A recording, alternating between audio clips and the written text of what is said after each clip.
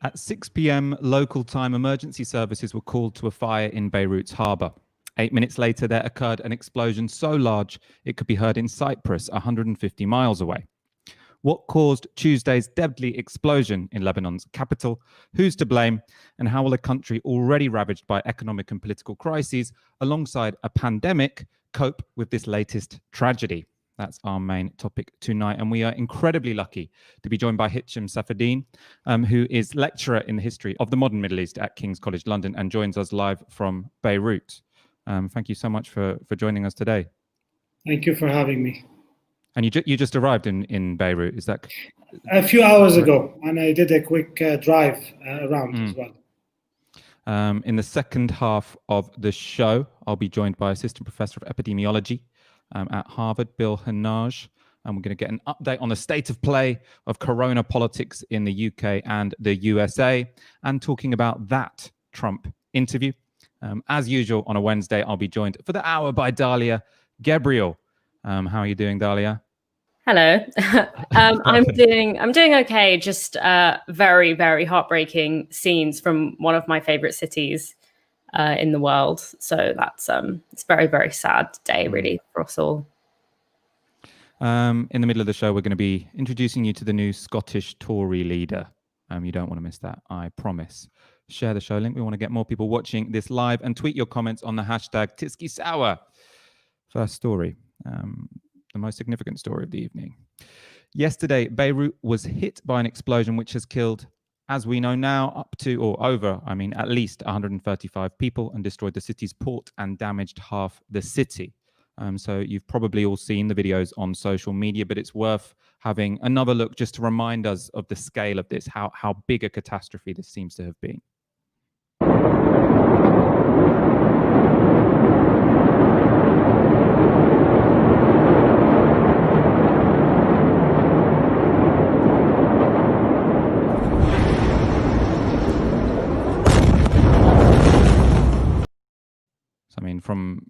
From that view, you could really see the size of this explosion. The next clip, I think, really puts forward or shows the force of it. You know, how powerful this felt if you were near that explosion.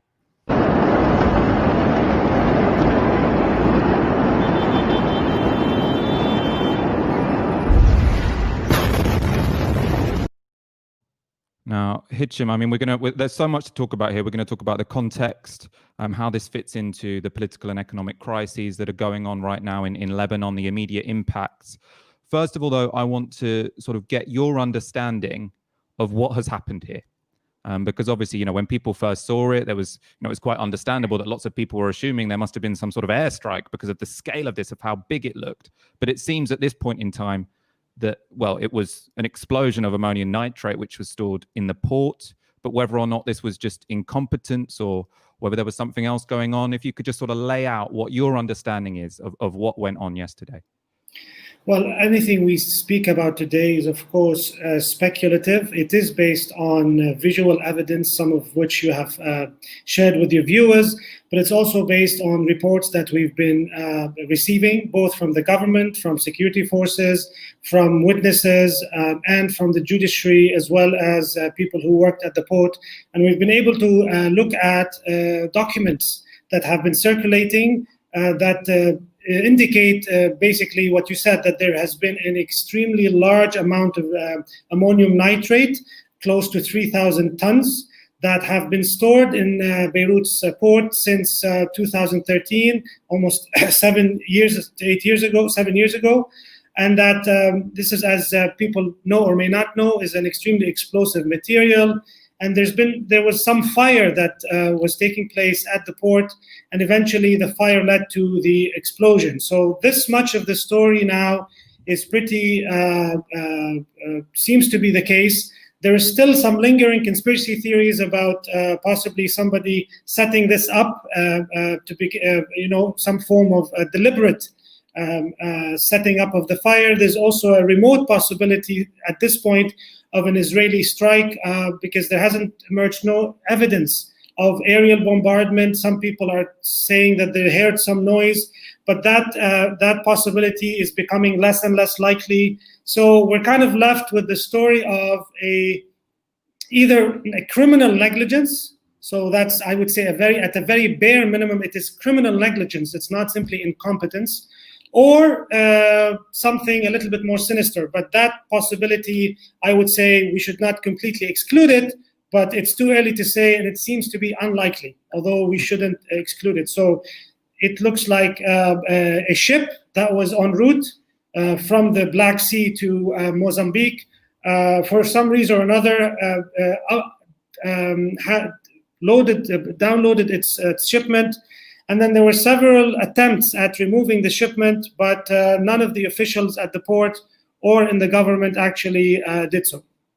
I mean, I suppose what's interesting from the outside, I mean, I'm not a bomb expert, I'm not an expert on Lebanese politics, but the thing that sort of, I suppose, squashes alternative theories is to me, it seems almost like the official explanation, which the government are being very insistent about, that this was, I suppose, a cock-up, that all of this, incredibly dangerous material was stored in an urban area for 6 years. That's the story they're going for, but it also, in a way, seems the most damning, for them to admit that, yes, we oversaw all of this explosive material being on the outskirts of a city for the last 6 years without moving it. I mean, is that them admitting that they have really messed up here, or are they trying to shift the blame to different elements, to the port authorities, etc.? So in the case of Lebanon, the authorities do not answer to a single, higher authority. There are many factions. There's a power sharing arrangement that's always existed in Lebanon.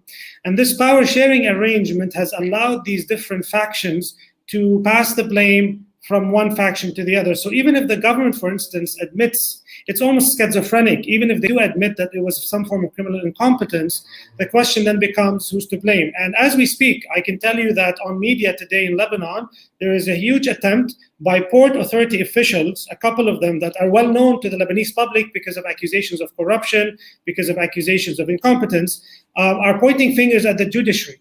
So the attempt is to say, well, we tried to warn the judiciary of the threat of this, of the content of the warehouse, and they didn't act. So there is now a blame game going on within the government and within other segments of the state that are trying to shift blame from one side to the other. And with the lack of a coherent judicial system that can come and take all of this and give us a verdict or a ruling or clarify the story, we're left our own devices to try to figure out who's the good guy, who's the bad guy. So this is the game being played out, and unfortunately, I don't see the admittance of the government necessarily a confirmation of the story. But again, I do think that you're right to point out that in some form or another, it is undermining their own credibility, it is undermining their legitimacy. But like I said, so I'll give you an example. Some people are praying the president. So those opposed to the faction that are allied with President Michel Aoun, they want to say this is his failure.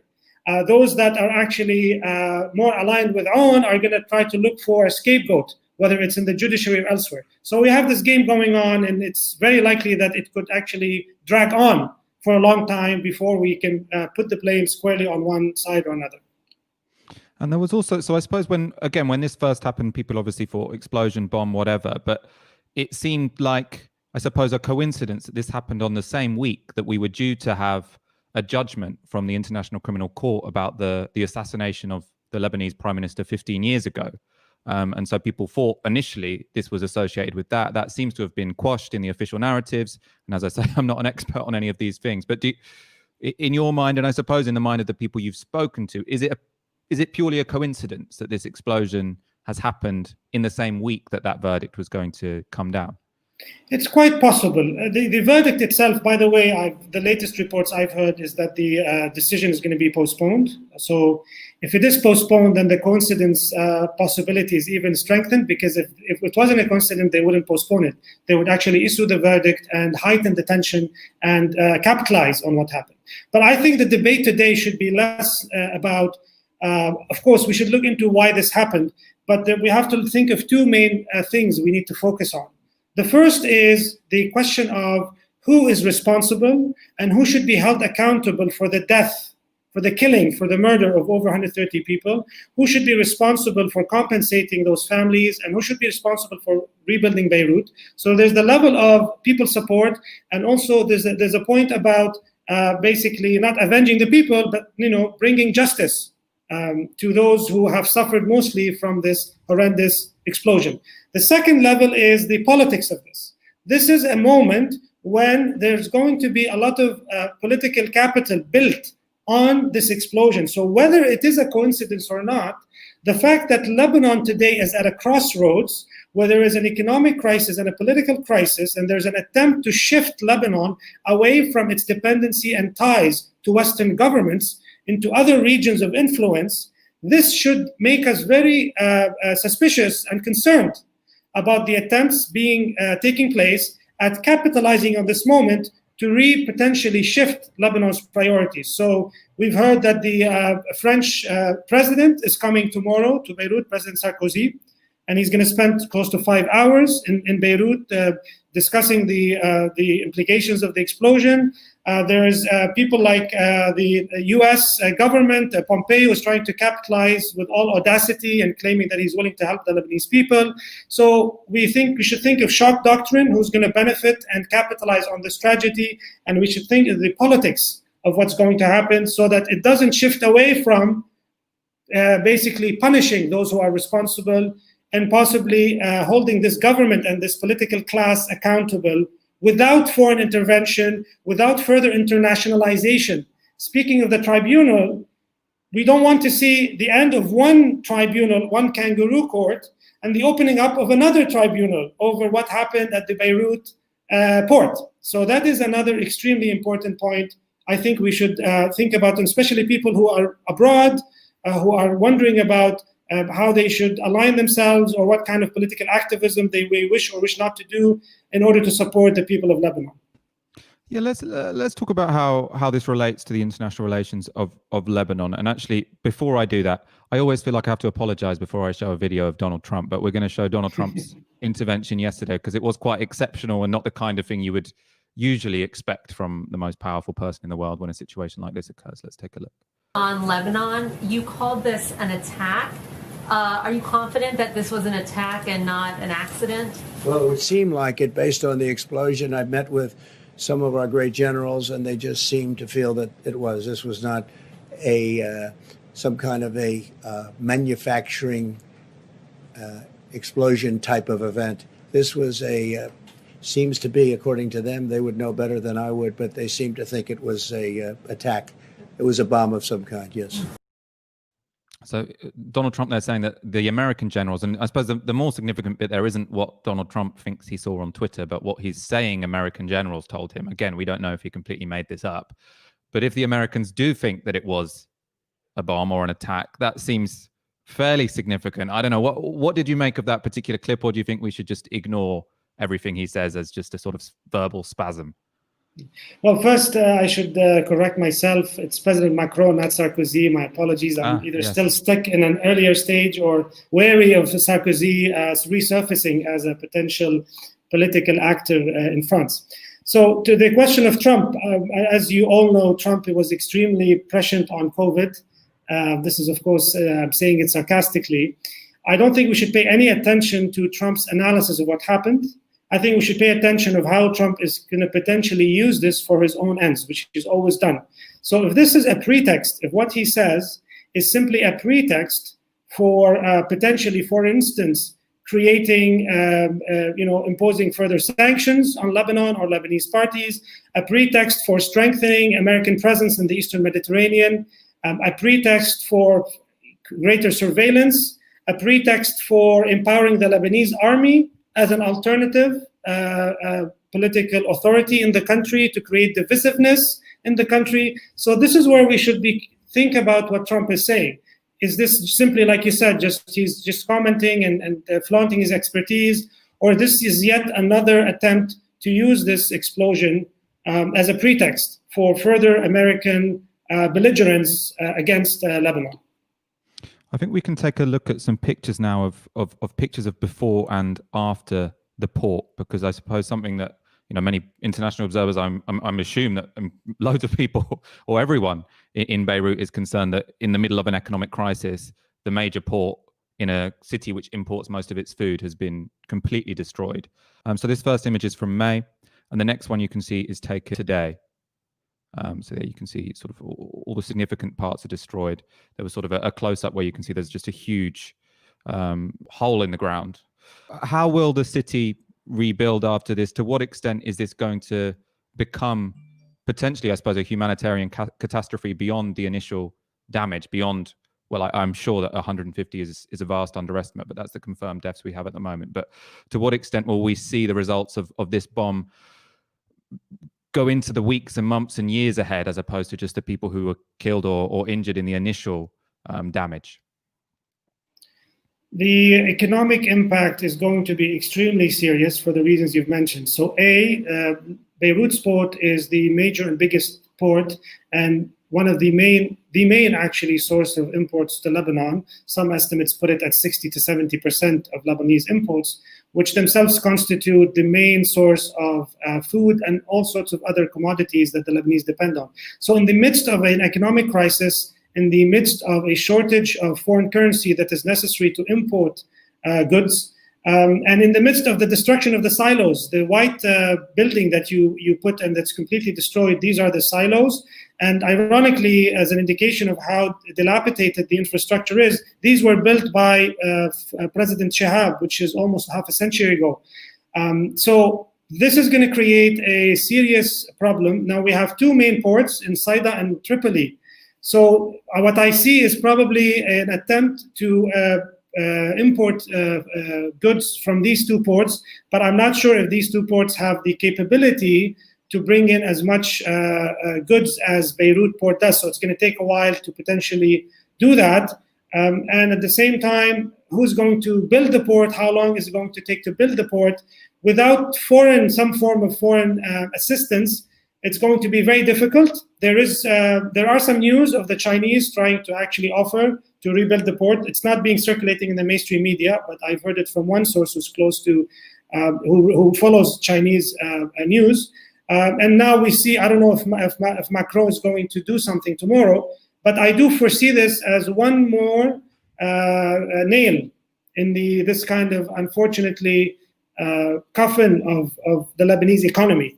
So the impact is going to be harsh, and the extent of it depends on what decisions the government takes and how much the Saida and Tripoli ports are ready to take up what the Beirut port isn't. And this is something I don't know enough about, but I don't think they will have the same capacity so quickly.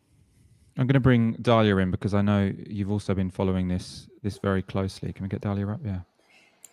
Yeah, as I said before, first of all, thank you so much to Hicham for coming and speaking to us at what is a really difficult time. This is absolutely devastating. Beirut is one of the most sort of beautiful cities. It's a city that has been through a lot. And I think for all the reasons that have just been mentioned, the aftermath really can't be overstated. I heard one professor from the American University in Beirut describe this port as the main artery into the heart of Lebanon. So, we have to remember again as well that we're in the middle of a health crisis. We're in the middle of, a crisis of US sanctions. And also we have a very large refugee population as well.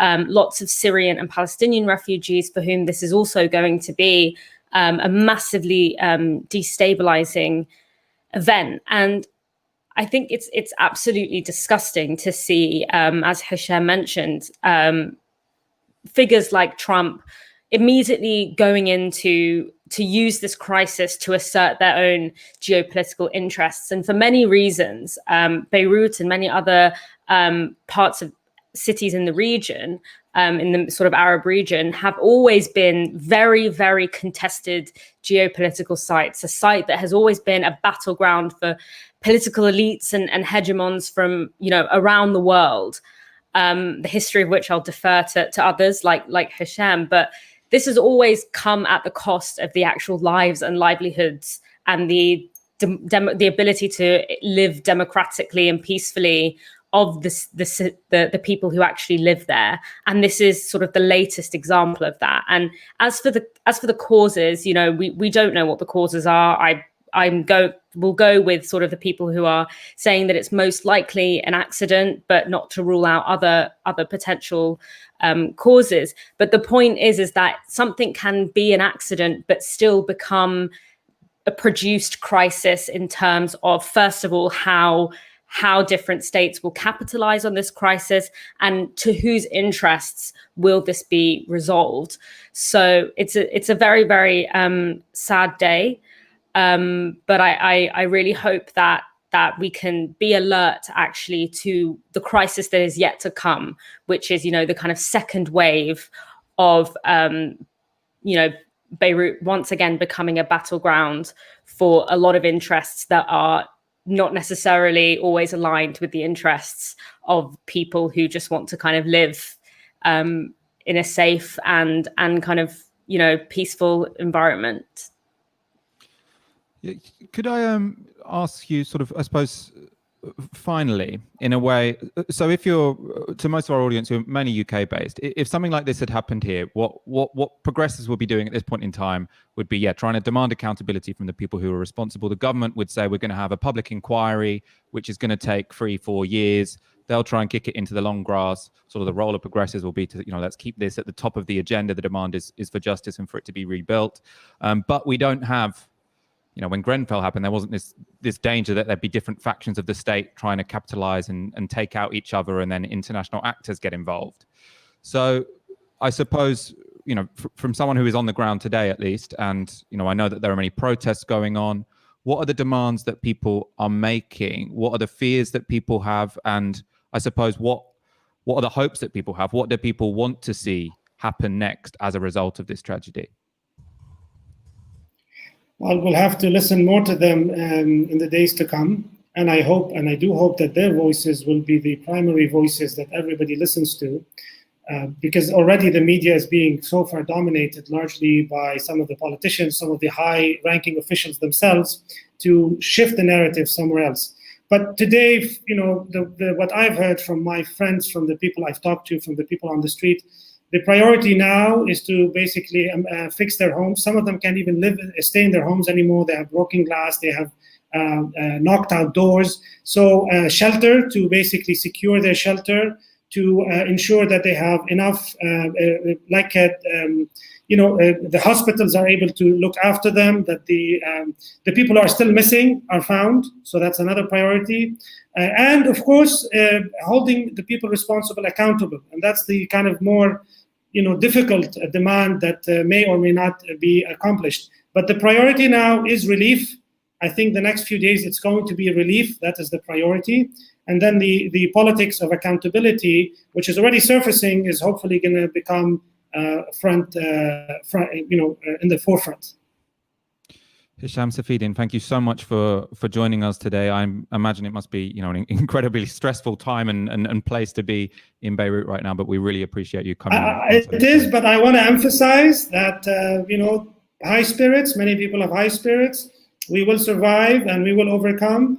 And, it's actually directing all the frustration, all the anger towards the political class who have brought this country to its knees and still have the guts to go on TV and claim responsibility and not hold themselves accountable. So I send you also solidarity to everybody in the UK who's fighting against a corrupt and government, and also well wishes of good health as well under COVID. Solidarity. It was a very inspiring end. Dalia, get back on the screen. But before we go on, actually, I wanted to just bring up, as I say, none of us are experts in explosives, but I do think that we shouldn't, I suppose, demonize people for having discussions about these kind of things. And there was an interesting quote in the FT today, because I think there's two different issues about what's happened. So one is, why was that material there in the first place? And the other is, how did it detonate? How did the fire start? And it seems like we've got a fairly decent story now about why it was there in the first place, which seems like it was government corruption and negligence. But then there's issue of how did it how did the bomb explode? There was an interesting point in the FT today, which I think has been somewhat overlooked. Can we get up graphic 1? So it says, however, to detonate this quantity of ammonium nitrate would require a combination of heat plus a shockwave caused by an explosive, said John Wyatt, a former bomb disposal expert with the British Army. It would need a hell of a boost, said Mr. Wyatt. Just to put this in context, if you're building a bomb with a ton of explosive in a dustbin, that dustbin would need a 1-ounce primer like Semtex connected to a detonator to be sure it would be all set off at once. A fire in a warehouse alone wouldn't set off the ammonium nitrate in those quantities. And so that's suggesting, there is another part of this story to which we don't quite yet have answers. And there are many possible alternatives, actually, because if this has been there for 6 years, one, it was potentially an accident waiting to happen, but also there would have been, state agencies, terrorists, various people who recognize that there's a huge vulnerability here. And so I don't think we can rule that out, even though, I'm not in a position in any way to speculate who it could have been or to pose as an expert on these things. But I thought that was worth pointing out. We have 2,000 people watching. Share the show link so we can get up to 2,500. And we're going to go straight on to our next story, which is closer to home. There are 3 big stories from Scotland today. First, Nicola Sturgeon's government are under enormous pressure after exam results for school students were released on Tuesday, and 125,000 people had their estimated grades downgraded. The controversy is the result of exams being cancelled due to coronavirus, with results being instead determined by teacher assessments and predicted grades. When teachers gave higher results than expected, which is, I suppose, hardly surprising, the Scottish Exam Board rounded them down so they were in line with long-term trends. But that has left a sour taste in people's mouths because they have downgraded it according to the historic trends of different parts of Scotland, different regions. And what that has meant ultimately is that poorer students have been downgraded 15.2%, or the pass rate has been reduced by 15.2% for people in the most deprived backgrounds, compared to only 6.9% for the wealthiest pupils. So what they've done is they've said, look, teachers, you give them predicted grades. Then they've said, we want these predicted grades to look more like historical trends, and to calculate what they think they should look like, they've gone for what people from that background or that region would have been expected to get this time around. There are many students who are rightfully outraged, upset, people who were expecting to get A's and go to this university who've got C's, and it's just because of the area they are from, because someone of their socioeconomic background 2 years ago got a C instead of an A. Nicola Sturgeon has been, dealing, at least in public relations terms, very well with this pandemic. She's incredibly popular, but she seems under real pressure here. I want to look at a clip of her justifying this move at Tuesday's daily press conference. If we hadn't had that system of moderation, we'd be standing here today saying, and the Deputy First Minister will have the table in front of him here, without that system of moderation, I would be saying that 85% of young people in our most deprived areas had passed Highers this year, compared to around 65% last year and in previous years. And you, Kieran, would probably be saying to me that 20% increase in a single year is unprecedented and therefore not credible. So that system of moderation has been necessary. What it has resulted in this year, and I'm giving overall statistics, I go back to what I said earlier on about the ability for individuals to appeal.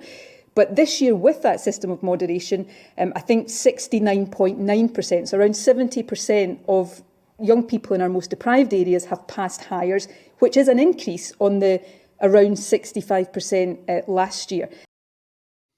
Now, many people rightly feel incredibly hard done by what she's saying. There is, on average, the attainment gap has closed. But what it seems like that is because they've sort of flattened the differentials among different social groups. So there are many people who are expecting very high grades, who are from a poor socioeconomic background or area, who've been sort of rounded down to a C, and that's incredibly disappointing. There's also actually quite powerful interviews on the news last night about this. But in Sturgeon's defence, and this isn't to defend this policy, I think a mistake has probably been made here, but there is no doubt she is operating in highly constrained circumstances. Mistakes do seem to have been made, but not, I don't think, out of malice. Our audience might agree. I'm sure we'll talk about this on future shows. But the point I want to make is that the same cannot be said about the Scottish Tory leader. So Douglas Ross was crowned leader of the party in Scotland today in an uncontested election. He was the only guy who wanted the job. And on this day, a video has resurfaced of him answering a question. And what's interesting here is he isn't saying, you know, what's the first thing you would do as elected MP? He's asked the question, what would you do if you could be prime minister for a day with no constraints, no repercussions? And let's take a look at his answer. If you're prime minister for a day without any repercussions, what would you do? I'd like to see tougher enforcement against gypsy travellers. I mean, it's one thing. Well, anyway, I think the politics of saying we need tougher enforcements on gypsy travellers is appalling, abhorrent. Was one of the last acceptable forms of racism in sort of like the Labour Party. You can be a front bench Labour politician and tweet things about being harsh about gypsy travellers and get away with it. But it's not just that he supports higher repression of gypsy travellers. It's that if he was given one day, he could do one thing as prime minister, anything he could imagine, no repercussions, no constraints. That's his number one priority. That's the one thing he would do. And he is now leader of the Scottish Conservative Party. Dalia, I want to go to you for comment on that video, because I think the idea that's, do you know what I mean? One thing you could do. What's the one thing you would do? I would make some people's lives a bit more miserable for some reason.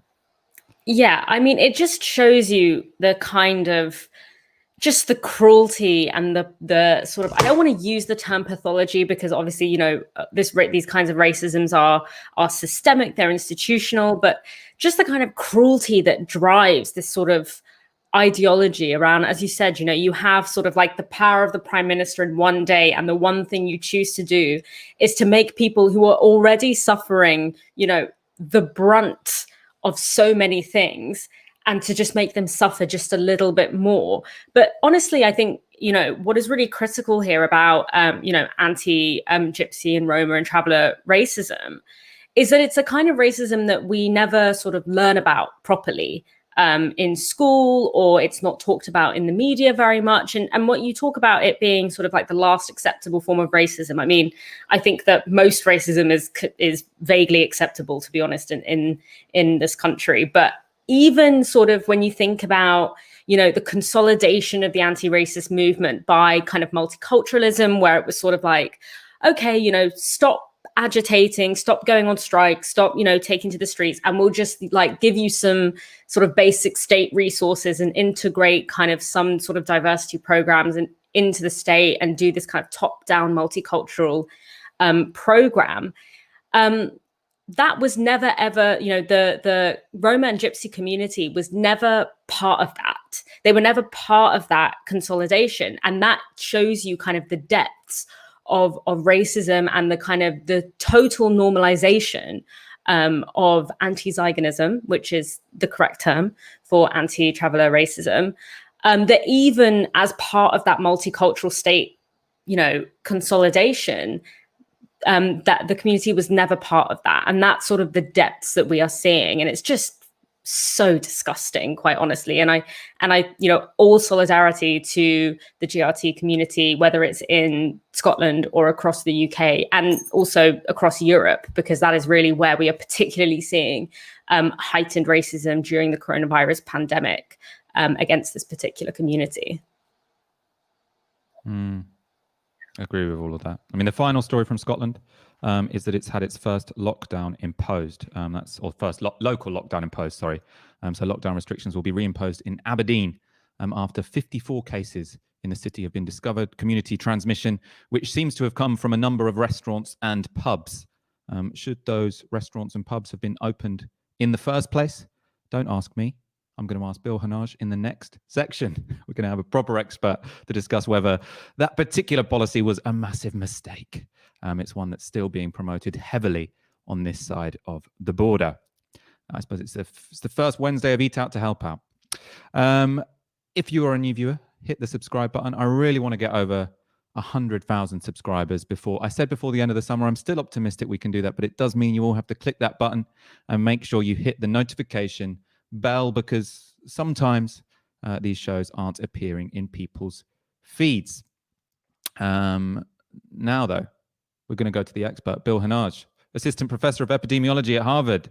Welcome back to the show. Hi, Mark. How are you doing? I'm very well. How are you? I'm all right, although, I have been better. I think the whole world's been better. I'm sure you've been very busy. Quite. Yeah. So this is the second time we spoke. At the beginning, we sort of gave a bit of an introduction to coronavirus, the challenges it faces. Much has happened since then, both in terms of what we now understand about the virus and also a very different position to assess the records of both the British and the American government in response to this challenge. You being a Brit in America, obviously perfectly placed to comment on both.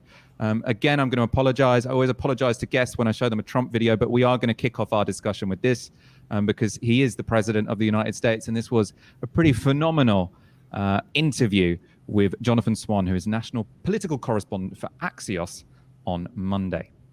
Take a look at some of these charts. I'd love to. We're going to look. Let's look. And if you look at death, started to go up again. One.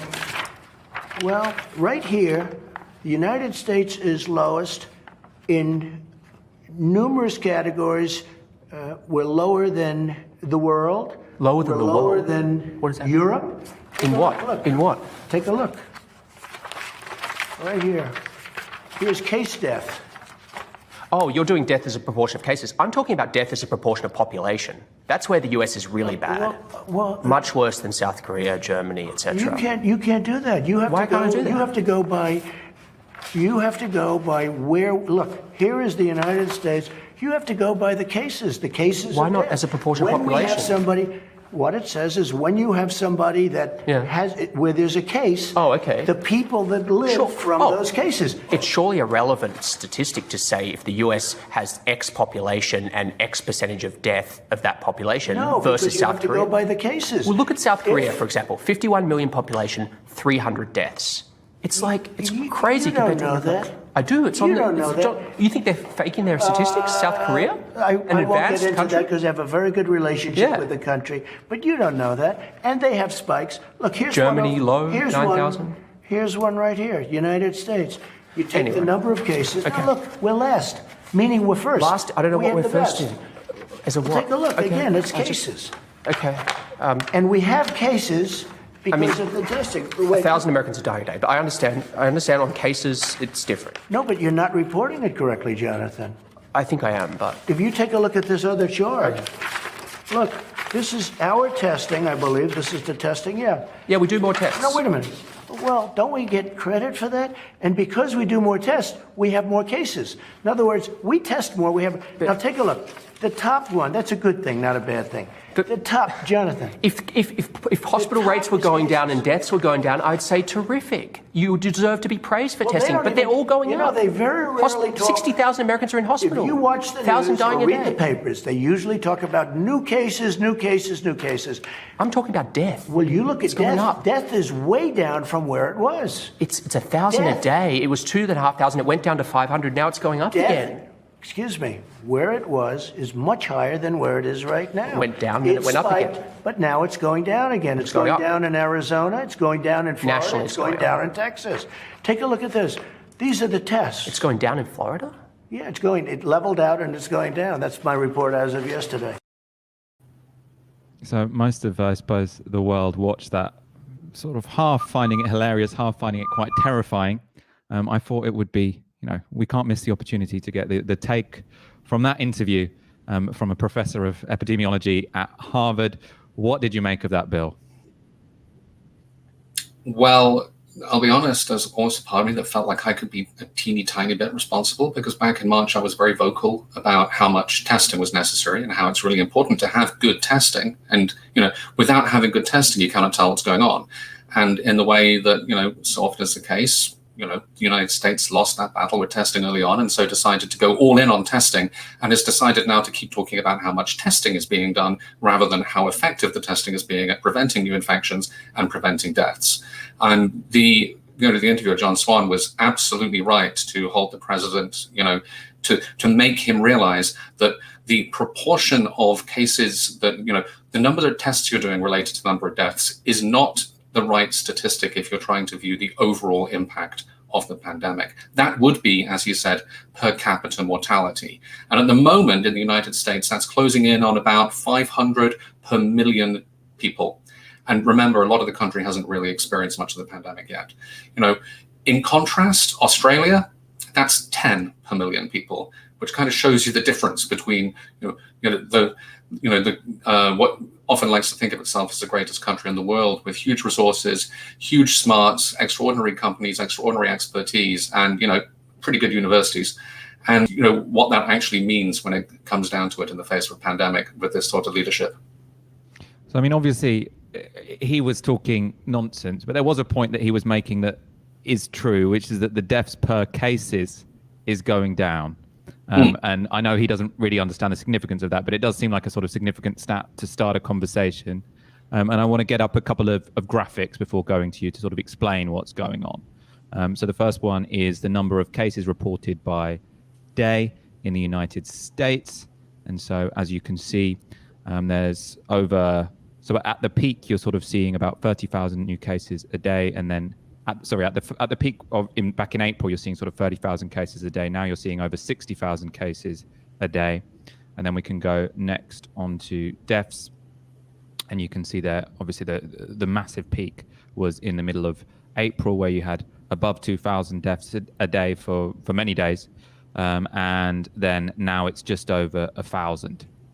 And so I suppose there's a bunch of different interpretations you can have of that mismatch, the fact that cases are going up, but deaths aren't going up by nearly the same amount. One, it's just that more testing is going on, so we're finding more cases. Two, it could be that different people are getting infected. So before the virus was moving around care homes, now it's moving around bars on the beach or whatever. Or is it that we've got better treatment, or potentially that we've got a less deadly strain of the virus, even if it's more contagious? So I suppose there's a bunch of different options there. You can probably add some more as well, but how should we understand those two graphs? That's actually a pretty good start to thinking about this. The most important thing to remember is that back in March and April, we were completely on the back foot when it came to testing. It's my view that in almost all places, you start off with an outbreak which is mostly undetected because it's mostly not making people terribly sick among younger age groups. And quite a lot of them can become infected, and they're not really going to be showing up in your statistics because if you don't have many tests, you only use them on the people who are really sick. And then eventually it rolls into the more vulnerable populations, and then they start getting really sick and they start dying. So right now, we're getting more positive cases because of the fact that there are more tests. The president was correct there, and it's good that there were more tests. But that means that we're getting an X-ray of an outbreak in a completely different way from what we were able to do back in the spring. Now, what I think is going to happen now is, just like we saw in the spring, there's going to be this long, slow period where the virus has managed to get up to high levels of community transmission. And this is a virus that spreads via the respiratory route. It doesn't sit there and obey borders. It doesn't sit there and stick within particular networks. It will leap from one to the other, and it will spread through them, and there'll be a long, slow plateau. I want to point out that as in the spring surge, we expect the people who are most at risk to be those who are labeled essential workers. We call them essential workers now. Up until recently, we would call them underpaid workers and exploited workers. And these are often people of lower socioeconomic status. They are bearing the brunt of the racism which is in society. And they are, because they have to go to work to get a paycheck, they are disproportionately exposed. And then they tend to live in communities which has got more cramped, and there's less opportunity for social distancing. And so if you look at the social epidemiology of the first stage of the pandemic, you can see it, really, you can see this sort of awful halo of the outer boroughs of New York City as opposed to Manhattan. The outer boroughs were really hit hard, and we expect the same kind of thing to be happening across the South now. As for the near future, I think we need to be thinking carefully about the Midwest, because these things start off in metropolitan areas because there's lots of people and they make lots of contacts. But eventually they move into rural areas. This has this thing we call over-dispersed transmission parameters, which means a few infections infect a lot more people than others. And if one of those comes into your small town, then you have a big problem going forward. I think that's probably what happened in Aberdeen. Do you think we will see peaks of the size that we saw in somewhere like London or New York again? Or do you think that that is only a feature of the first wave, when we really didn't understand what was going on at all, when we didn't understand what treatments worked, when people weren't social distancing at all? So do you think that we will probably, until a vaccine comes along, I suppose, keep seeing sort of bumps and rises here and there, but never that sort of 2,000 people dying a day that we saw in New York back in April? I'll be honest, I don't know. I hope we don't, but I have to say that I'm not completely confident in that. The reason for that is that we have the fall and the winter coming, autumn and winter coming, because, at the moment, one of the things we know a great deal about transmission of this is that it's more likely indoors. And so if people are gathering together indoors more, there'll be more opportunities for transmission. And there's going to be a far larger population than was initially exposed. If you take just the simple, if you take the simple per capita mortality rate of New York City back there in the spring, and you roll it out over the entire country, you get really very, very large numbers of deaths. And we should also remember, on top of that, there's not only deaths which are outcomes. We also have to consider chronic health outcomes, which are only beginning to come into focus now. If even a small fraction of people who have been hospitalized need to have continuing treatment, for example, kidney disease, then that's something which is going to be causing big problems to healthcare for a long, long time to come. Great. Not great. I don't know why I said great. I was looking at a comment. The question I had now is, given all of that, do you think that we are reopening society too soon? So at the moment in the UK, I don't know how closely you're following that, how it's all going back in your home country, but we've got Boris Johnson, who is now saying, you should go back into the restaurants. It's your patriotic duty to get back into the office, to start buying sandwiches again from Pret a Manger. And so we're really being encouraged basically to do unnecessary things. And they're trying to coax us out of our homes. Do you think this is a historic mistake, or do you think that, they're being guided by the science and this is kind of reasonable? What's your take on the latest turn in government policy? So as you say, I keep one eye on the United Kingdom because of the fact that, I have folks there. I have been looking at what happened I've been looking at Johnson's most recent suggestions. They seem to me to be really not guided by the science of which I am aware. Here in Massachusetts, we've got a very phased, very careful reopening plan. By the way, I hate the phrase reopening. We should say pandemic management instead. It's much more honest. While in the UK, there's been this sort of nonsensical suggestion that things will be normal by Christmas. And I can guarantee you they won't. In the absence of a vaccine which magically becomes available to everybody in the world, they will not be normal by Christmas, just period. Forget it. It's irresponsible, in my view, to suggest otherwise, because the first step of dealing with something like this is to be honest with people. So being honest, I will say there are things that can be done. I think that being cautious going forward is really paying dividends. I mean, look at the likes of Italy in comparison with, where you are. You're beginning to see these local lockdowns. You're beginning to see these, what happened in the Northeast recently. But I'll be honest, I don't want to be too critical of that, because a U-turn of that kind is what you want to see. You have to respond quickly to something like this. The real problem has been the suggestion, in my view, very irresponsible, that this is somehow past and that you can expect to get back to normal sometime soon. I want to bring in Dalia. Yeah, that's really useful to hear. And I think that what we're seeing, I've been reading a few articles that kind of talk about disinfecting theatre, like disinfection theatre, and how this kind of sense of, I'm going into a restaurant, but people are wiping things down, it's getting deep cleaned. But obviously, as this is primarily respiratory, it's passed through sort of the air, through breathing, that kind of is all a way to sort of make people feel much more comfortable than they should be given the circumstances. So I kind of wanted to get your view on that kind of idea of the so-called reopening, but with this big sort of theatre about how we're reopening in a safe way. But also I wanted to, and I don't know if given your last answer you want to, if this is like I'm pushing you on this, but this kind of approach of we're going to reopen and then when necessary do these kind of local lockdowns. Again, this sounds like something to someone who has no understanding of really what's going on, That sounds like something that could make sense. Is that something that actually does make sense from a scientific perspective? That kind of local lockdown approach. The whack-a-mole approach. The whack-a-mole, exactly. That's what it's called here. Well, the difficult thing with a whack-a-mole approach is that you have to be careful that you don't let a huge amount of transmission build up somewhere and then it immediately leaks out to other places, and so you're whacking a heck of a lot of moles. Dealing with an infectious disease is a truly challenging problem. What you can do, and some countries have done this, is if you have a sufficiently strong, I hate the phrase lockdown. It sounds so punitive. We shouldn't use it. We should say shutdown at minimum. If you say, so also local lockdowns is not something which is helpful.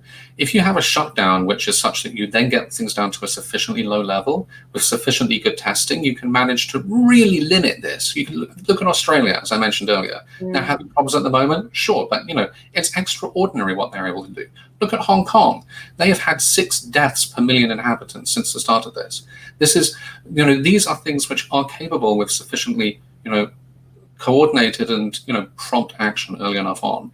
And at the moment, you've got this situation where, I feel like the pandemic management piece has come out as sort of saying, well, we want to allow this much stuff to go on, and we're just going to try and do it in a very reactive way, and not really have it. It doesn't appear to have very much in the way of a very clear strategy.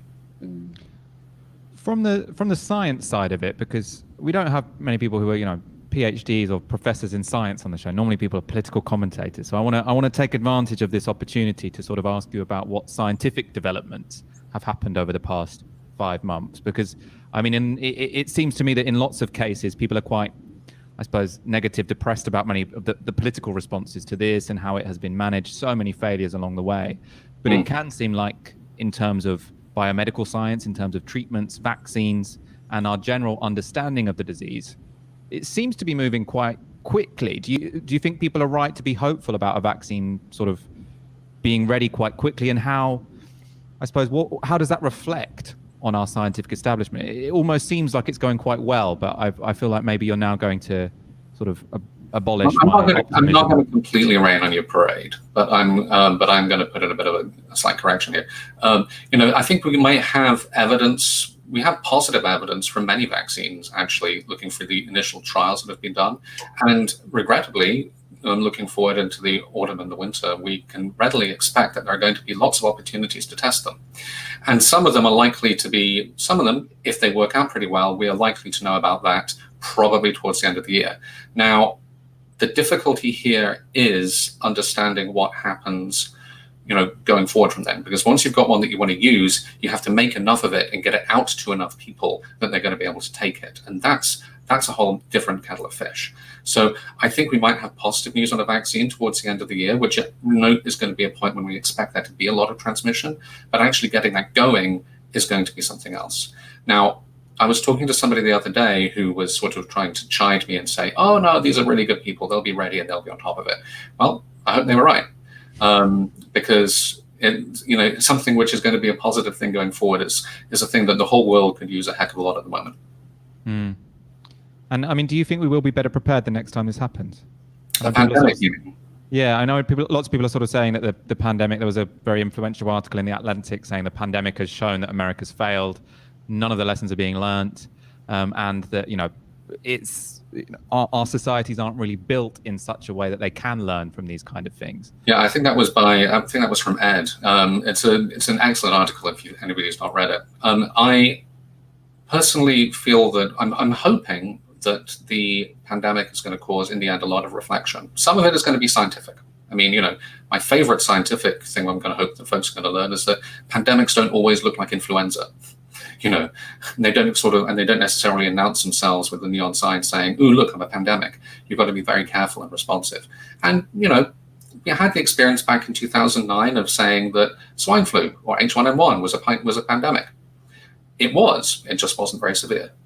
This is much, much, much more serious, and it's taken us time to sit up and notice that.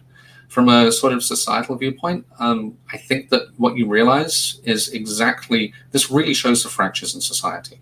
It's extraordinary. And hopefully more people will be aware of them and be keen to try and work to fix them, because they're pretty obvious now in a way that they've rarely been up to now in my life.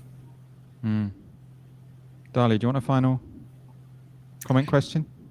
Yeah, I mean, I think that it's really interesting to hear kind of the updates that you're giving on the vaccine, because I think that particularly, I don't always trust sort of like journalists' coverage of these kind of things, because you're looking for kind of, that either it's all going to be okay or it's all going to be awful. So I think that it's been really good to hear sort of a more nuanced perspective on what is likely to happen. But it also shows that, we can have all the research and we can have all of the scientific knowledge in the world, but the political will to actually, and the social will to actually do what needs to be done seems to really be the main barrier here. That's so correct.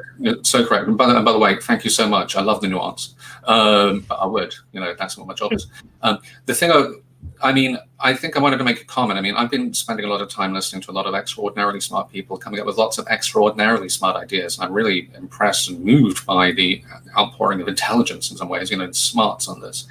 However, in the United States in particular, for all that we've got all these clever ideas, it's pretty obvious we've not been doing the simple stuff right. So perhaps what we need to do is start looking at the simple things. Let's look at sick pay, for instance, because people who need a paycheck find it difficult to go to work if they're not going to get paid. Similarly, I mean, we're going to have to look going forward at these awkward things for contact tracing around when colleges start up again, because who's going to want to be the buzzkill who basically tells the contact tracer that they were at a party they weren't supposed to be at and potentially expose a whole load of folks? It's going to be very difficult going forward. And all I can promise to do is keep working at it, trying to make it better. That's all we can do.